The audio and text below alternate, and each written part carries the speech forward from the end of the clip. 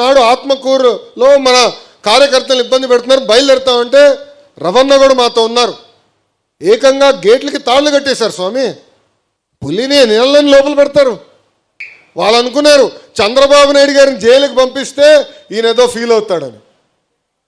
ఆయన అక్కడ ఏం ఫీల్ అవ్వాల. నేను చూసా, మొండి ధైర్యం మామూలుది కాదు రాబాయ్. అదేం ధైర్యమో నాకు తెలియదు. నాకు బాధ కలిగింది. ఆ రోజు నాకు ఎందుకు బాధ కలిగిందంటే బాబు గారిని అరెస్ట్ చేశారని కాదు. ఆ జైలు ముందర 2 శిలాఫలకాలు ఉన్నాయి. మొదటి శిలాఫలకం 1996లో, అంటే మొత్తం జైలుని 1996లో మోడర్నైజ్ చేశారు. చేసిన వ్యక్తి చంద్రబాబు నాయుడు గారు అని ఉంది. దాని పక్కన 2వ శిలాఫలకం ఉంది. అది 2014-19 మధ్యన ఏ బ్లాక్లో అయితే చంద్రబాబు నాయుడు గారు మేము కలిసేవాళ్ళమో అది కూడా చంద్రబాబు నాయుడు గారే చేశారని ఉంది. అంటే చివరికి జైల్ని కూడా అభివృద్ధి చేసింది చంద్రబాబు నాయుడు గారిని. అలాంటి వ్యక్తిని జైల్లో పెట్టారు. ఆ ఒక్క క్షణం బాధేసింది, బాధ కలిగింది నాకు. బాబు గారిని చూస్తే కళ్ళంట నీళ్ళు వచ్చింది. ఆయన ఒకటేనారు, ఎందుకురా భయపడుతున్నావు, ఎవడేం చేయగలుగుతాడు, మరి ప్రశాంతంగా ఉన్నాను ఇక్కడ, కేసు అన్ని చదువుతున్నా, ఏం పర్వాలేదు, మీరు సరిగ్గా బయట పని చేయట్లేదు, ఇంకా పరిగెత్తండి అంటే ఆ మొండి ధైర్యం ఎవరు అనుకోలే.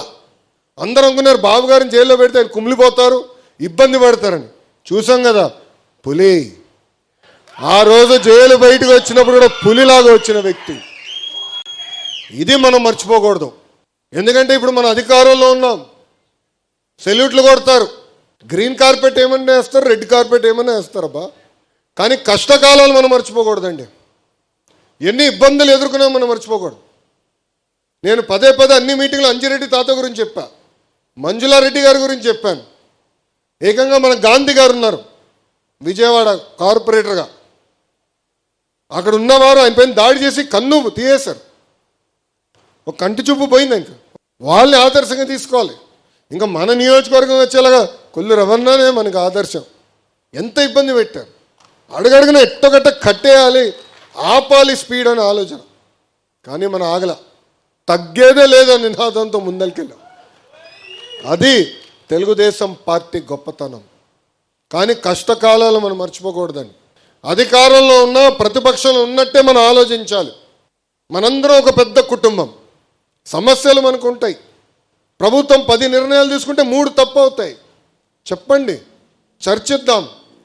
ఎమ్మెల్యేగా రవి అన్న ఉన్నాడు. ఏకంగా ఇక్కడ పార్లమెంట్ పార్టీ అధ్యక్షుడిగా కొనకల్ నారాయణ గారు ఉన్నారు. పార్టీ అబ్జర్వర్ ఉన్నారు. ఇంకా జోనల్ కోఆర్డినేటర్ రాజు గారు ఉన్నారు. పల్లా శ్రీనన్ ఉన్నాడు, నేను ఉన్నా. మనం ఆడుకోవాలి, చర్చించుకోవాలి. మనం ఏదైతే తప్పు జరుగుతుందని భావిస్తామో అది తీర్చిదిద్దే వరకు మనం పార్టీ లోపల పోరాడాలి. మీరందరూ అనుకోవచ్చు లోకేష్కి తేలిక పార్టీ